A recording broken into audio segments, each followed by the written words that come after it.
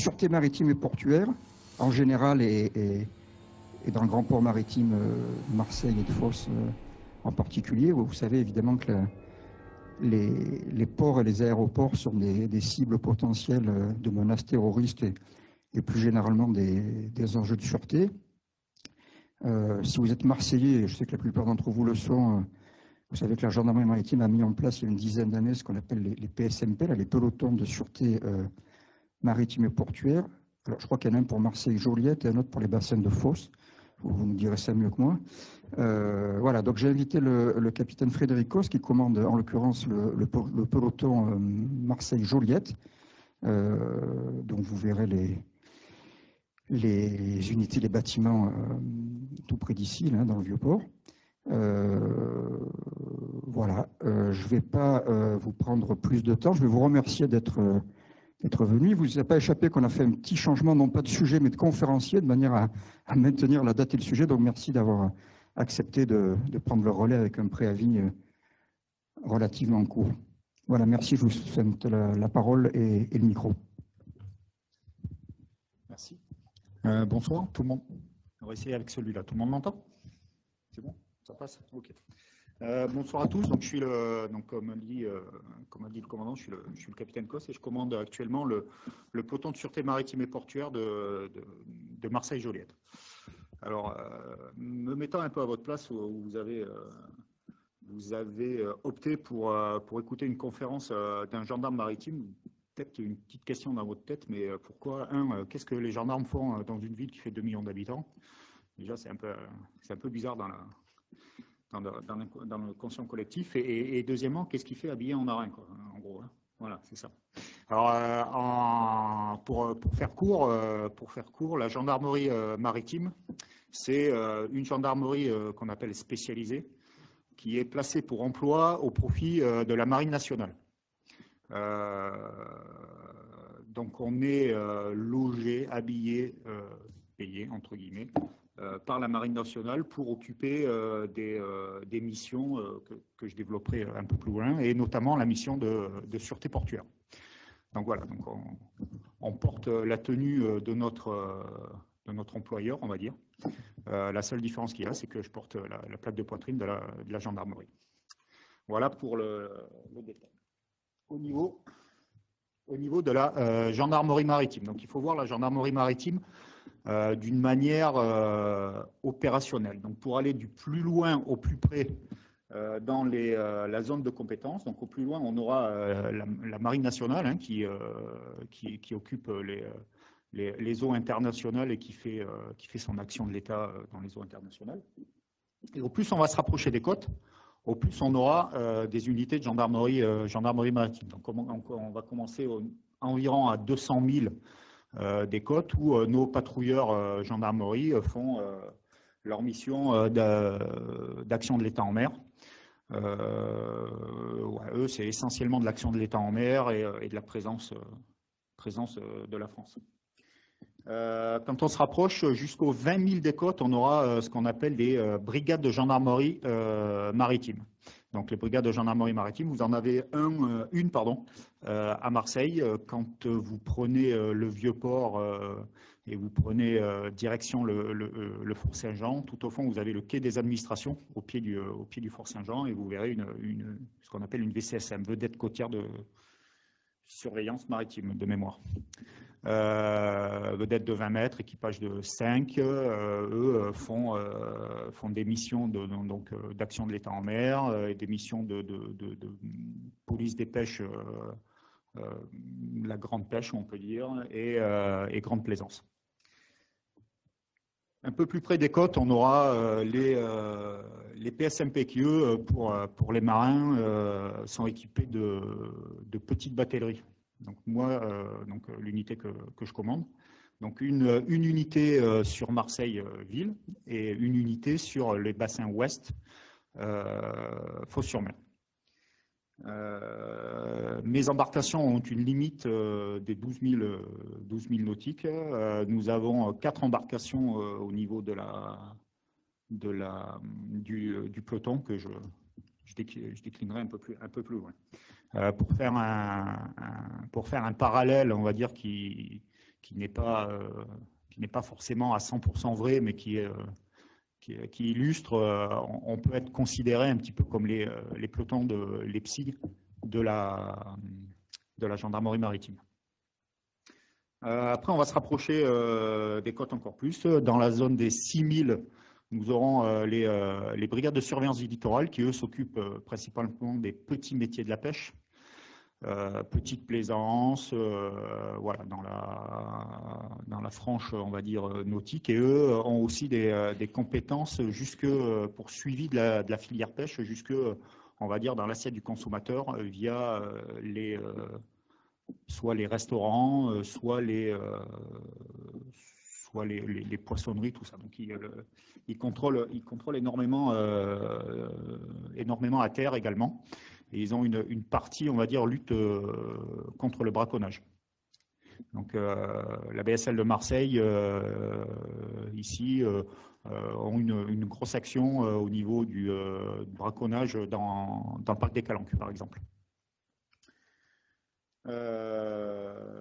Voilà. Et après, on prend le relais avec à peu près dans le même secteur, avec nos camarades de la gendarmerie départementale, qui eux sont habillés en gendarmes, et qui ont une zone de compétence en gros de 3000 nautiques.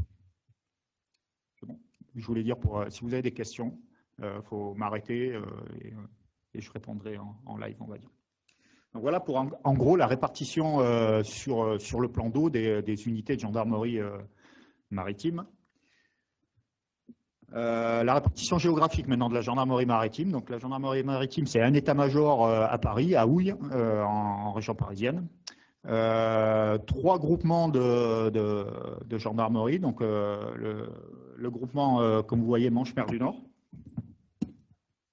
Après, on aura le groupement Atlantique, ici en bleu, et le groupement Méditerranée dans le sud. Donc le groupement Méditerranée, état-major du groupement, on va dire, au niveau de Toulon, du fait de la présence du Prémar à Toulon, notre autorité administrative.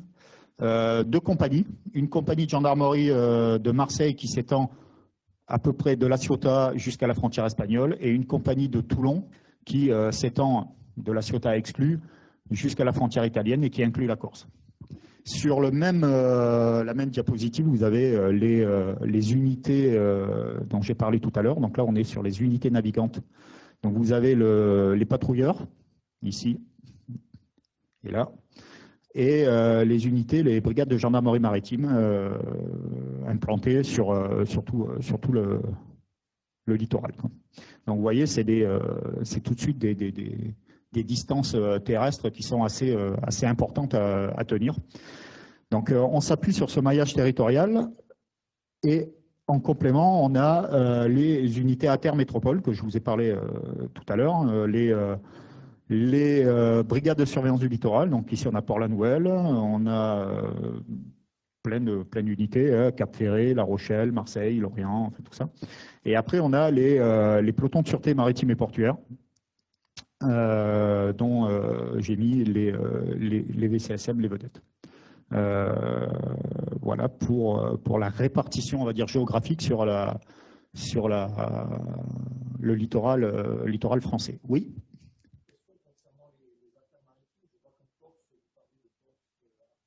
Oui.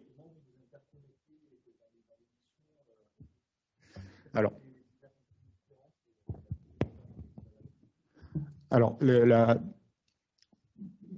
il y a très peu de différences d'action, mais en revanche, c'est un milieu qui est très complémentaire. On s'insère dans la fonction garde-côte, qui est pilotée par le SGMR, et on s'insère entre les douanes, les AFMAR et la gendarmerie maritime, entre autres, pour assurer la fonction garde-côte, on va dire, de la France. Mais c'est un travail au quotidien de proximité. Voilà, on s'insère dans le travail. J'ai répondu ?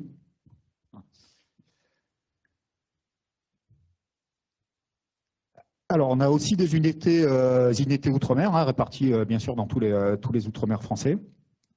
On jongle entre les patrouilleurs, les BGMAR, les brigades de surveillance du littoral.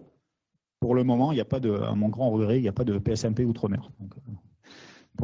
pas possibilité d'être muté outre-mer pour l'instant, en tout cas en PSMP. Donc vous voyez, on est vraiment, on couvre vraiment tout le territoire national ainsi que tous nos emprises outre-mer.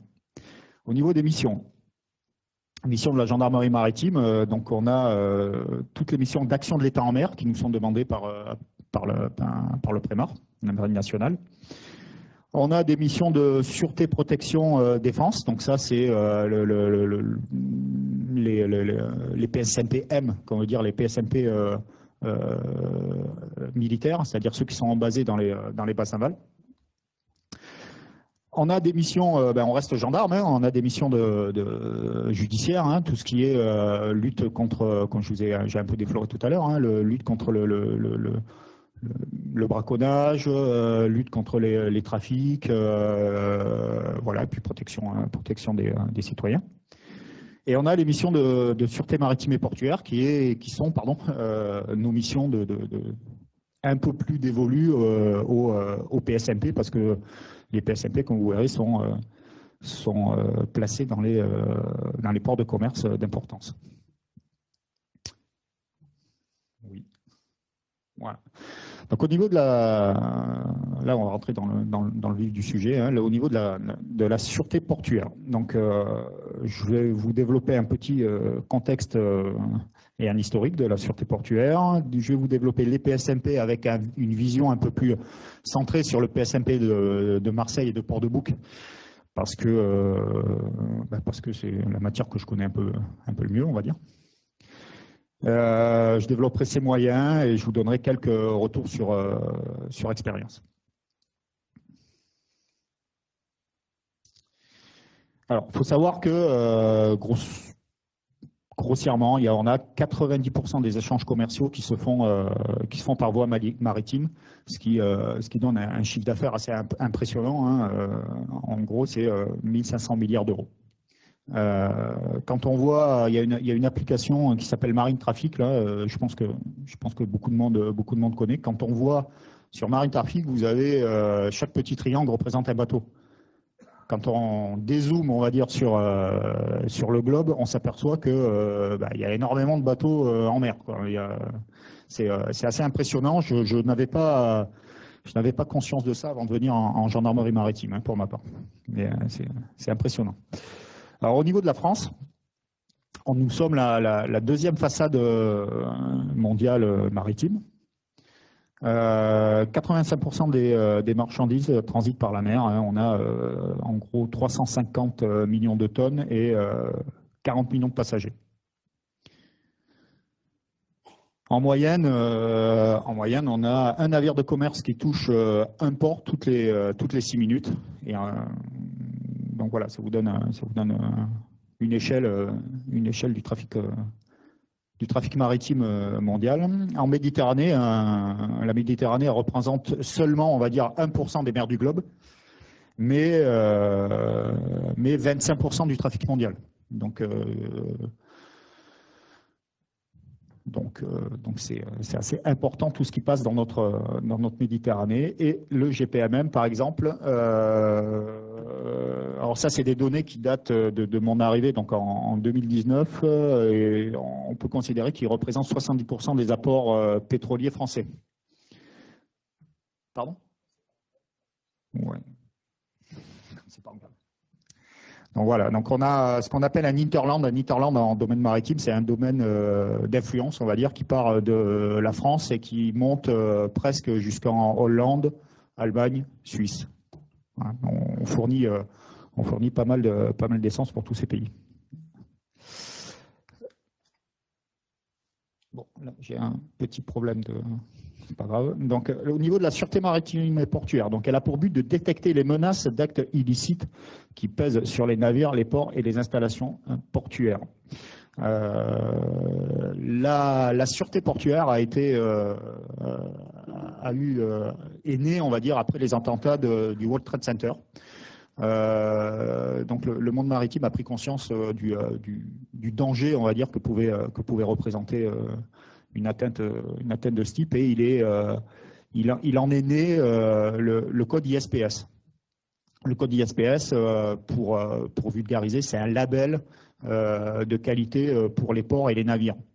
Donc chaque navire qui rentre dans un port labellisé ISPS doit de lui-même avoir certaines contraintes et certaines obligations pour entrer dans ce port.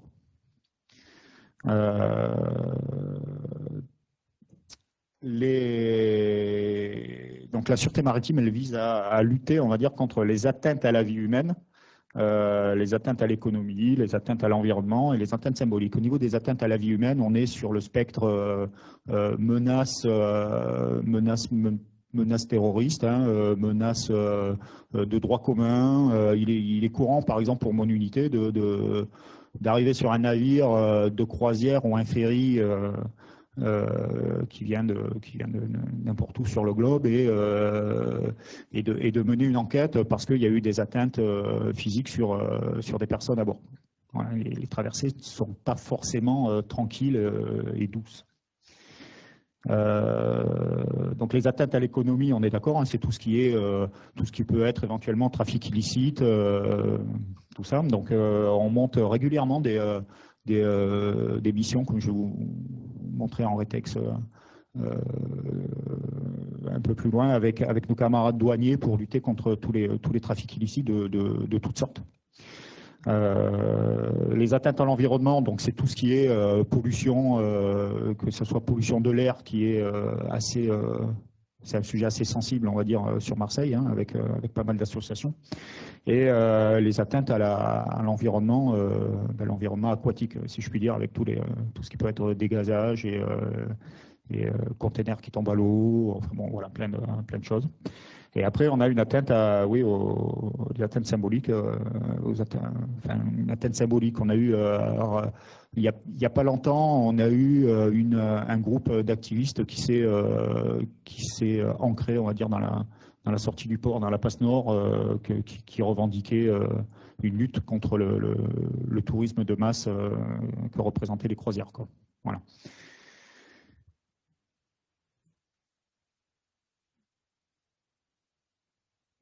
Et on a un gros sujet qui est l'évaluation des menaces venant de la mer, qui nous est demandé soit par qui nous est demandé par le port de Marseille, hein, pour ici, via la Prémar.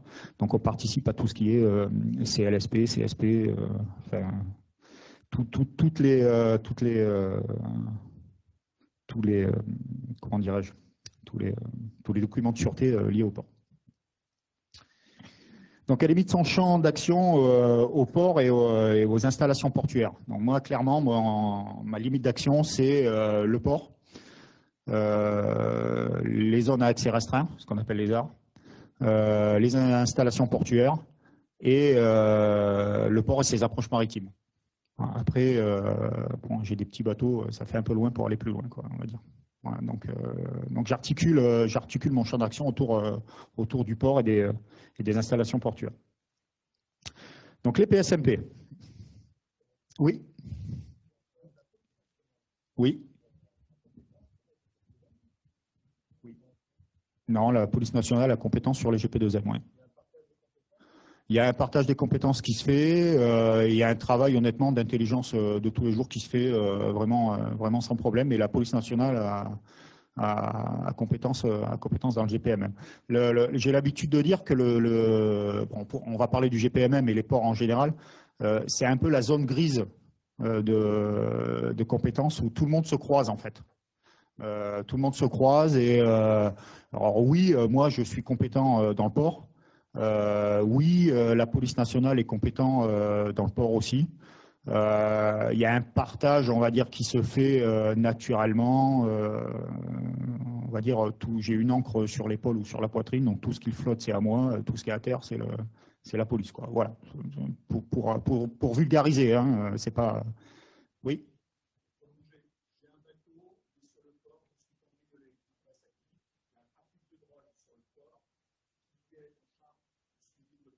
Alors moi, je parle du port de commerce, hein, on est d'accord. Hein.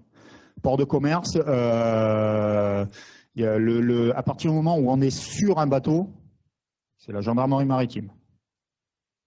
À partir du moment où on est à quai, on est en zone grise, comme je vous ai dit.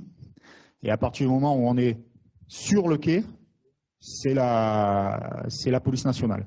Après, lutte contre les trafics, c'est principalement les douanes qui s'en occupent. Voilà. J'ai été clair? C'est une zone grise. Privé? Police nationale.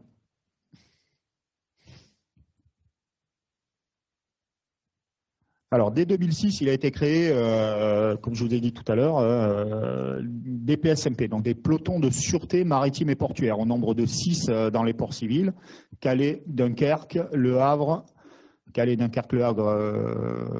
Saint-Nazaire, Fos, Marseille. Comment? Non, Brest, c'est les PSMP M militaires. Eux, ils ont pour mission d'assurer la sûreté dans les emprises de la Marine nationale, dans les bases navales. Donc, il y aura Brest, Cherbourg et Toulon.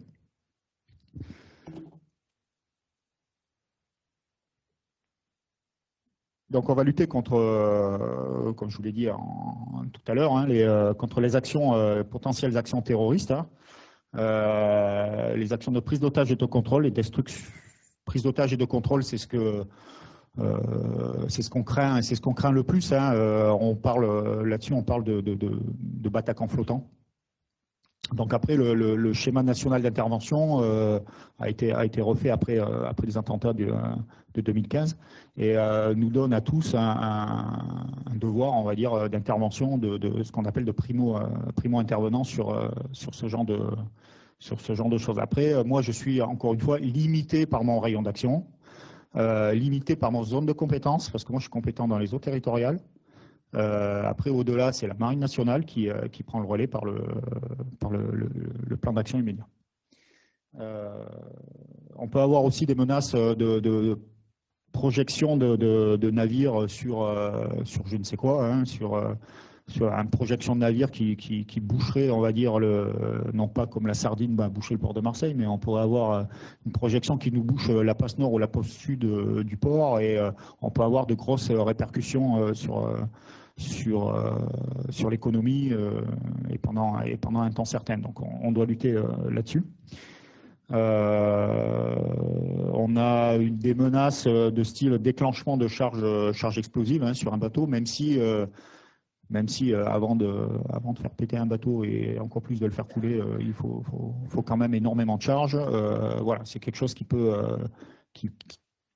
c'est une menace qu'on prend en compte, hein, qui peut arriver. Et on a ce qu'on appelle, ce qui monte de plus en plus en ce moment, c'est l'écoterrorisme. Par exemple sur Lafarge, oui, sur le site de Lafarge qui est à terre. Moi, pour l'instant, je n'ai pas encore été touché et j'espère pas être touché. Au niveau des trafics illicites, donc on va lutter contre tout ce qui est trafic d'armes, trafic de stupéfiants. Après les contrefaçons, tout ça, c'est mes camarades des douanes qui s'en occupent beaucoup plus, mais étant l'un ou l'autre les premiers sur un bateau, c'est souvent la gendarmerie maritime qui sont les premiers hommes en uniforme de l'État sur les bateaux. Donc on transfère naturellement tout ce qui est lutte, trafic de cigarettes, lutte contre la contrefaçon, tout ça, c'est souvent les douanes qui prennent le relais rapidement. Voilà, donc lutte contre les trafics illicites et bien sûr lutte contre l'immigration clandestine qui peut se passer par la mer. On lutte aussi contre les actes de malveillance et de droit commun, comme je vous ai dit tout à l'heure. Hein, ça peut être une atteinte symbolique ou ça peut être une atteinte grave à la vie humaine pour certaines fois dans les navires. Ça se passe beaucoup dans les navires à voyageurs, on va dire. Donc au niveau des moyens, donc pour assurer toutes ces missions, j'ai des moyens. Donc là, ça c'est la vedette ce n'est pas la vedette de la SNSM, même si elle est orange. C'est la vedette, la VSMP, donc la vedette de sûreté maritime et portuaire. Environ 12 mètres de long, 2 diesels de 350 chevaux. Une maniabilité à toute épreuve parce qu'il n'y a pas d'hélice, hein, c'est des turbines qui sont en dessous et qui sont orientables vraiment dans tous les sens. Capacité d'emport 9 personnels sous, on va dire sous protection parce que on est sous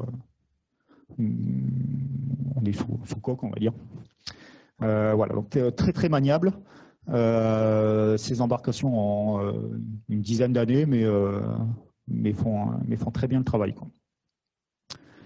On a aussi ce genre d'embarcation, hein, ce sont ce qu'on appelle des EFRNG, embarcations à fond rigide de nouvelle génération. Petite embarcation, on peut y mettre 4 personnels, 5 personnels, un moteur derrière de 250 chevaux, essence hors bord. C'est essentiellement des moyens pour les plongeurs maintenant, du fait que on a touché il n'y a pas longtemps, il y a 1 an, cette embarcation-là, qui fait 9 mètres de long, 11 places, ce qui me permet de projeter 9 personnels en une fois, avec 2 moteurs hors bord de 300 chevaux derrière. C'est un beau petit bijou, hein, au niveau maritime, ce qui permet de monter jusqu'à une vitesse de presque 50 nœuds.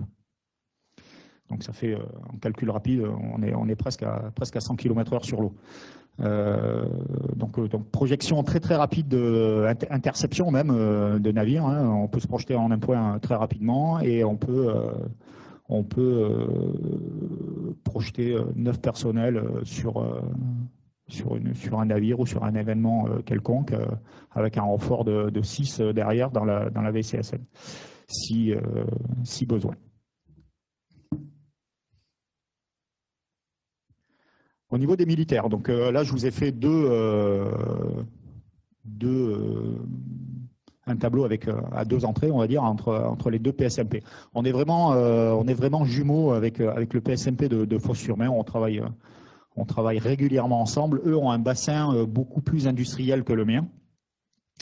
Eux, c'est 100% de navires de charge, hein, que ce soit des porte-containers, des vraquiers, des gaziers, des pétroliers. Voilà, eux, ils font du navire de charge. Ils sont très très bons dans le navire de charge, dans le contrôle de navire de charge. Voilà, c'est ça l'expression que je cherchais. Au niveau du port de Marseille, hein, donc on a le port de Marseille qui fait quand même, là, je vais pas vous l'apprendre, hein, la digue du large, j'ai fait 7 km de long. Nous, on est encapsulé, on va dire, dans la 2e ville de France. Beaucoup moins de navires de charge. On a une petite installation portuaire Mourpiane, là, où il y a des containers. On a un petit peu de vrac métallique. On a un petit peu d'huile, mais nous, c'est essentiellement du passager et ce qu'on appelle du roulier, c'est-à-dire c'est des navires qui embarquent soit des camions, soit des containers placés sur un espèce de petit traîneau qui est monté dans le navire. Donc deux bassins complètement opposés au niveau de l'emploi, mais mine de rien très proches, parce que de toute façon ils font partie entière du GPMM, bassin Est et bassin Ouest. Donc voilà, donc au niveau du PSMP Marseille, donc il y a un officier commandant d'unité, 17 sous-officiers, 8 gendarmes adjoints volontaires. C'est les descendants, on va dire, du service militaire. 2 chiens, donc maintenant j'ai 3 chiens depuis peu de temps en recherche d'explos et un chien spécialiste en ce qu'on appelle SAMBI, c'est-à-dire recherche de stupéfiants, armes, munitions et billets. Au niveau du PSMP Port-de-Bouc, hein, vous voyez que on va dire c'est presque pareil, donc un officier, 27 sous-officiers, 5 GAV et 2 chiens, un explos et un SAMBI.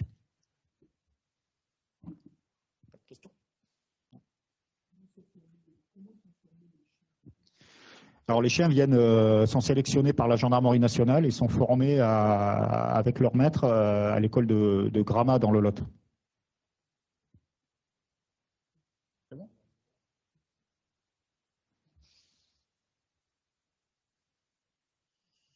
Alors, au niveau de mes militaires, une bonne majorité de mes militaires sont ce qu'on appelle PEG, pilote d'embarcation gendarmerie. Il faut savoir qu'un militaire qui rentre en gendarmerie maritime, il va avoir énormément de stages à faire et il va être pleinement efficace et employable pour son commandant d'unité au bout de 2 ans ou 2 ans et demi de formation, quoi. Parce qu'il va falloir que, comme on est une formation spécialisée, il y a un centre d'instruction de la gendarmerie maritime à Toulon qui forme les troncs communs des gendarmes. Et donc c'est le gendarme maritime qui va arriver, on va dire aujourd'hui, va passer par ce qu'on appelle la formation initiale, c'est-à-dire la connaissance générale du milieu de la gendarmerie maritime et de la marine nationale. Après, il va faire un stage de police des pêches. Après, il va faire un stage de sûreté maritime et portuaire. Après, il va commencer à faire un stage de pilote d'embarcation gendarmerie. Comme j'ai dit, pilote d'embarcation gendarmerie, c'est 4 semaines avec derrière une mise à l'épreuve et une validation opérationnelle. Après, il peut éventuellement faire ce qu'on appelle le mécanicien vedette. On repart 4 semaines. J'ai passé les stages d'électricien, élect-gendarme et tout ça, quoi. Voilà. Donc il y a une très très grosse formation et moi j'ai 80% de mes militaires qui sont à minima PEG et MECA. Si je n'ai pas mon PEG et mon MECA tous les jours H24, je ne peux pas sortir mon embarcation. Voilà. Donc ça, c'est un contrat opérationnel. Il faut que j'ai au moins ces 2 qualifs. Après, dans les qualifs, donc on a donc j'ai les 2 maîtres chiens, hein, comme j'ai dit, qui me servent à rechercher tout ce qui est matière explosive et matériel au trafic illicite et à la sûreté, c'est-à-dire stupéfiants, armes, munitions, tout ça. Pourquoi il est parti le maître chien? Voilà. J'ai parmi les spécialités, j'ai des plongeurs de bord qui eux sont formés à l'éco-plonge à Toulon. Alors eux vont analyser, on va dire, tout ce qui est l'extérieur du bateau. Donc ils seront en plongée et regarderont si, par exemple, rien n'est fixé à la coque qui pourrait éventuellement transporter, je ne sais pas, hein, de matière illicite, quoi. Petit souvenir de vacances pour certains.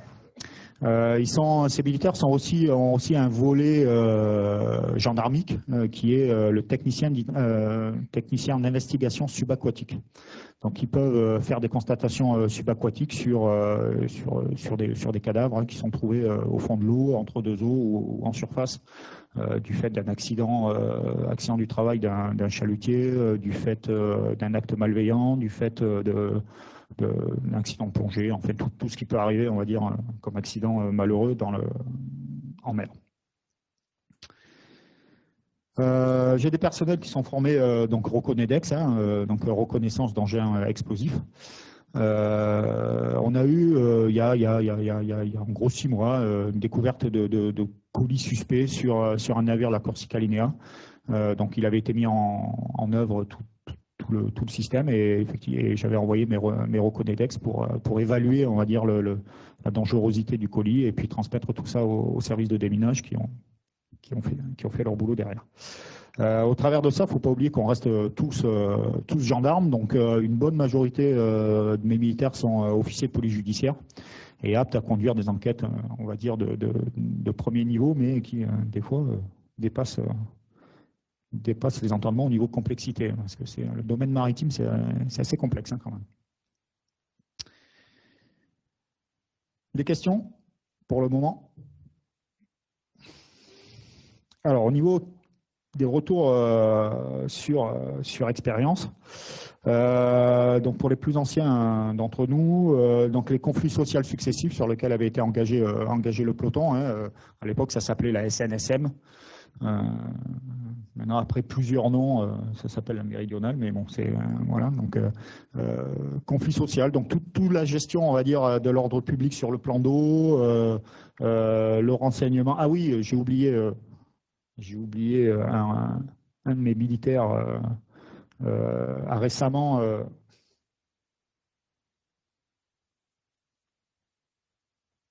c'est pas grave. Un de mes militaires a récemment réussi le correspondant sûreté, donc il est validé référent sûreté pour mon unité. Il participe, alors lui, pleinement aux évaluations des menaces venant de la mer pour le Prémar, quoi. Voilà. Alors, au niveau du conflit social qu'il y avait eu à la méridionale, c'était voilà. Donc le peloton avait été engagé sur la partie nautique par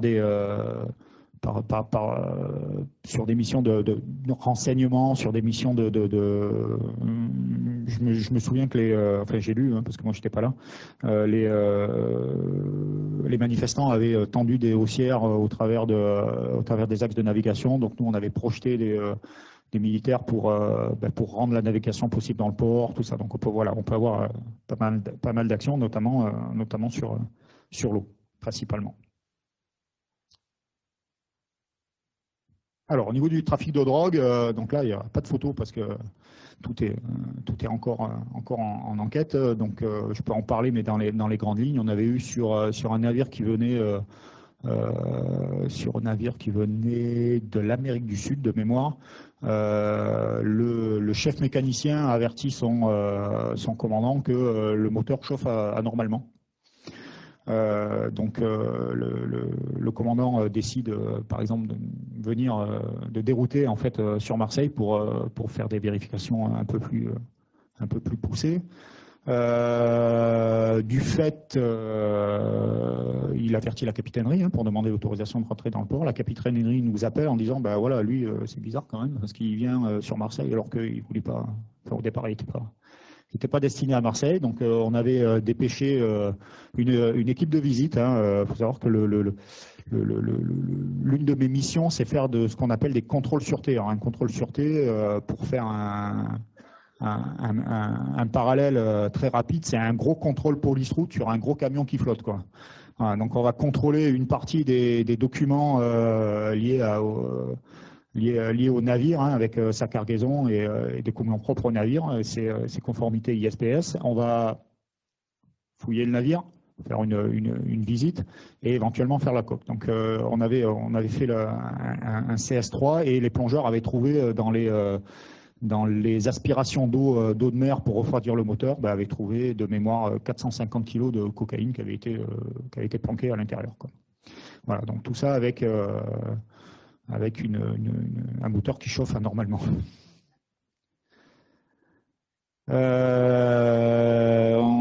Lors de nos contrôles sûreté, donc on va un peu tout fouiller. On a accès à peu près à tout sur le navire et on trouve des trafics de cigarettes. Donc là, vous voyez, beaucoup de cartons de cigarettes.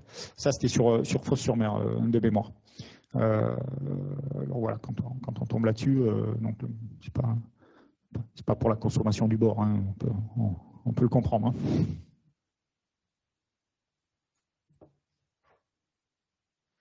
Donc les opérations MACO, les PSMP fournissent les militaires pour les opérations MACO. Ce sont des opérations de lutte contre la pêche illégale dans les eaux guyanaises. Donc les eaux guyanaises sont très poissonneuses et les pays qui encadrent la Guyane, qui sont le Suriname et le Brésil, viennent pêcher dans les eaux françaises et se gavent, on va dire, de poissons.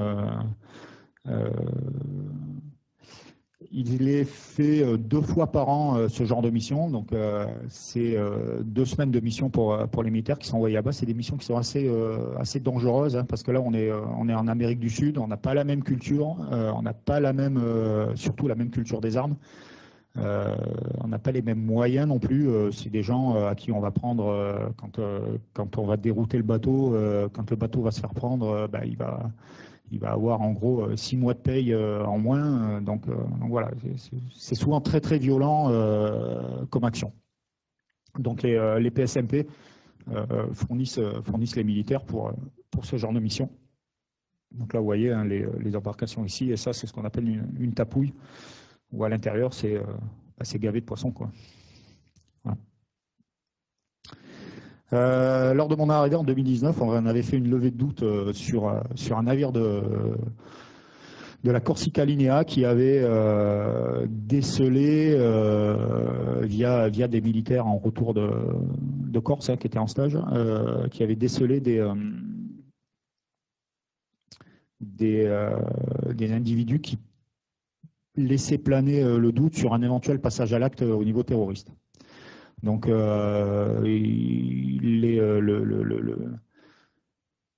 le représentant de la compagnie avait appelé mon gradé, je me souviens, ça devait être vers minuit et demi, en disant voilà, il se passe un truc sur le Paoli et c'est pas top.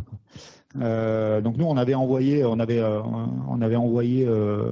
pelotons, on a fait un point de jonction en pleine mer, on était monté à bord et on avait levé le doute sur les intentions de ces 8 passagers sur le navire. Heureusement, c'était plus de peur que de mal.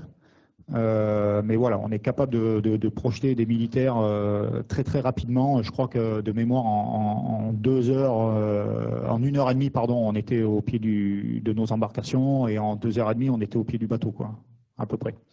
Donc voilà, ça reste la force de la gendarmerie parce que nous, je vous verrai après, nous, on a des permanences H24, on va dire. Donc on a eu la gestion de la crise Covid avec tous les débarquements de tous ces passagers là et qu'il fallait trier, on va dire, en nationalité, en destination, en tout quoi, et qu'il fallait escorter et envoyer jusque dans leur pays lors de toutes les phases de confinement. Et après on a eu jusqu'à 17 navires de croisière dans le port de Marseille, quoi. Vous vous souvenez, c'était une période assez sombre, on va dire. Donc voilà, donc on avait géré tout ça. Et après, lors de la remise en place petit à petit des trafics, on avait aussi les tests à effectuer sur, de mémoire, c'est 10% des voyageurs, correct? Je me tourne vers le BMPM.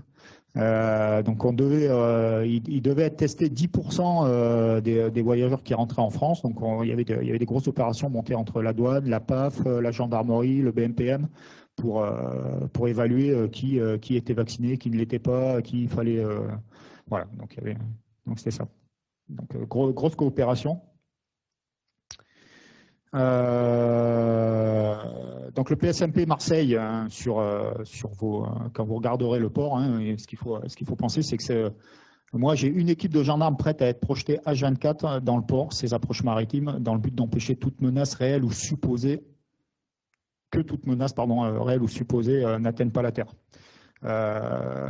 Donc effectivement, tous les soirs, moi j'ai 5 gendarmes qui sont, c'est ce qu'on appelle les premiers à marcher, hein, en gendarmerie, qui sont prêts à partir. Après, voilà, entre le moment où je les déclenche, le moment où ils arrivent à l'unité, le moment où ils sont sur le bateau et partir, il se passe une demi-heure, 3/4 d'heure. Voilà. Parce qu'après, on a des temps incompressibles de chauffe-moteur et tout ça. Donc,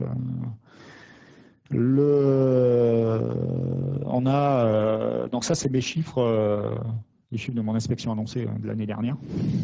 On a 540 heures d'enquête judiciaire. Donc les enquêtes judiciaires, c'est vraiment de tout ordre, hein. Ça part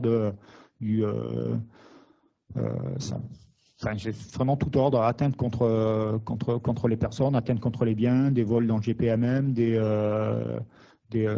bagarres dans les bateaux, enfin voilà, des vols entre voyageurs, enfin tout. On a 218 fiches de renseignement. Donc on a un gros volet de renseignement. Donc on est ça c'est notre ADN de gendarme, hein. On va discuter avec tout le monde, on va poser des questions et puis on va essayer de savoir ce qui se passe en amont et surtout de se faire connaître pour pouvoir gérer l'événement. Donc tout ce qui est fiche de renseignement, donc c'est transmis à notre hiérarchie sur d'éventuels troubles à l'ordre public ou ce genre de choses. 90 contrôles sûreté. Donc je vous ai dit tout à l'heure, hein, un bateau qui arrive dans le port de Marseille, il va être ciblé par un organisme qui s'appelle la CEMAS à Toulon, ou le ciblage de mon unité. On va regarder d'où il vient, ce qu'il contient. son équipage, son pavillon, et on va cibler les navires qu'on doit contrôler. Donc on a 3 niveaux de contrôle, le CS1 qui est un contrôle documentaire, le CS2 qui est un contrôle documentaire plus une fouille du navire au niveau équipe de visite. Hein, on va faire les parties communes et les parties techniques, on va dire. Et le CS3 qui est donc CS2 plus examen de la coque pour voir si rien n'a été caché ou dissimulé, planqué, enfin ce qu'on veut sur la coque. Donc 90 navires ont été contrôlés en entrant dans le port de Marseille. 269 escortes de navires sensibles. Donc ça, c'est tout ce qui est navires sensibles, c'est les navires de guerre, hein, que ce soit marine nationale ou navire en escale bâtiment, pardon, pour les marins, bâtiment militaire en escale sur le port de Marseille. C'est des navires qui, par exemple, transportent des transports de matières dangereuses sur lesquels on va porter une attention un peu plus particulière, donc on va faire son escorte. Les navires de croisière qui sortent, par exemple, du GPMM en plein été à 16 heures par la passe nord, où on est obligé d'écarter les plaisanciers. Enfin voilà, ça c'est tout ce qui est escorte.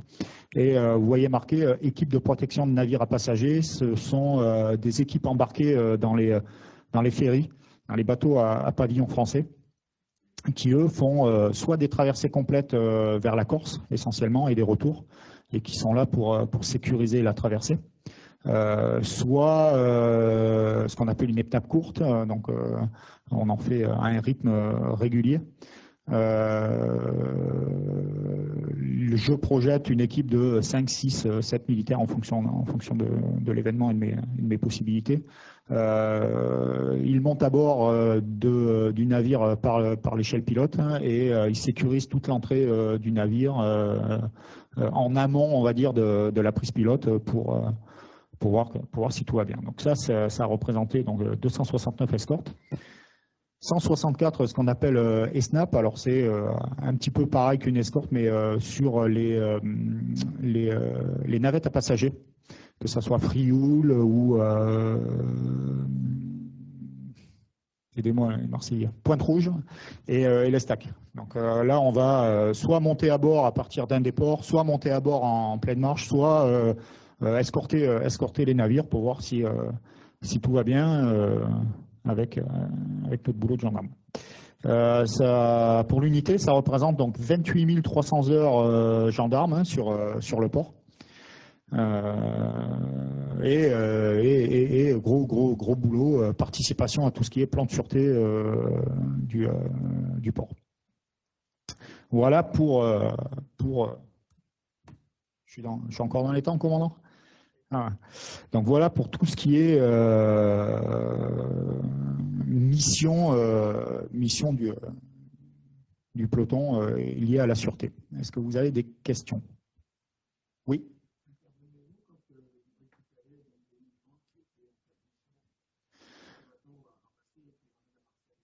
Alors, le bateau que vous citez n'a pas ramené à Marseille, mais à Toulon. Oui, on était intervenu sur l'événement et on avait regroupé énormément de forces pour sécuriser justement l'arrivée du bateau parce qu'en plus il est arrivé dans une base navale, quoi. Oui, on est intervenu à bord, on est monté à bord et on a sécurisé la descente.